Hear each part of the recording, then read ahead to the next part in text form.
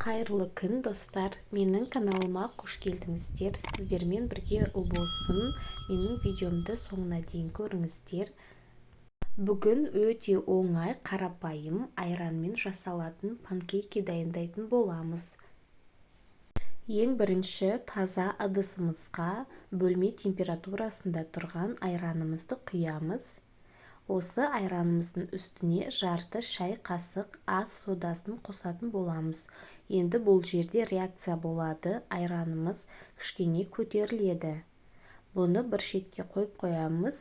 Оған дейін бір жұмыртқа бөлек ыдысқа 2 ас қасық қантымызды қосып миксерлейтін боламыз. Осындай масса шығу қажет. Енді 5 минут тұрған айранымыздың үстіне осы массамызды құямыз. Араластырамыз. Бізге венчиктің көмегі қажет. Енді електен өткізілген ұнымызды шетінен бөліп отырып қосатын боламыз. Осылай барлығын біркелкі араластырамыз. Ортасында түйіршік болып қалмау қажет. Барлығын араластырып аламыз. Ең соңында май құятын боламыз. 2 ас қасық сұйық майды қосамыз.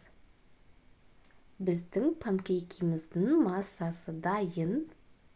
Енді табамызды қыздырып қоямыз. Алдын ала кішкене 2 минут бұрын еш нәрсе құймаймыз, майда құймаймыз. Табамызға құрғақ табаға массамызды қасықпен құямыз. Осылай домалақ етіп құясыздар.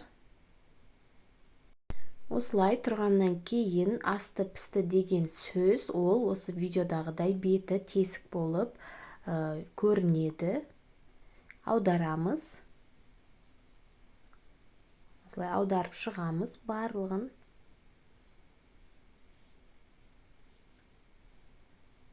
Өте оңай, достар, жасап көріңіздер. Екінші жағы да 2-3 минуттай піседі.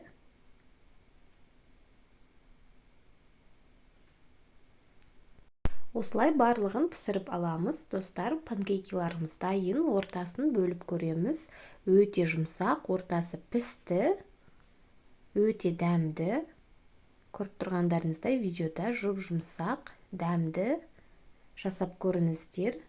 Сіздерге видео ұнаған болса, пікірлеріңізді жазып, менің каналыма тіркеліп кетуді ұмытпаңыздар. Ас болсын!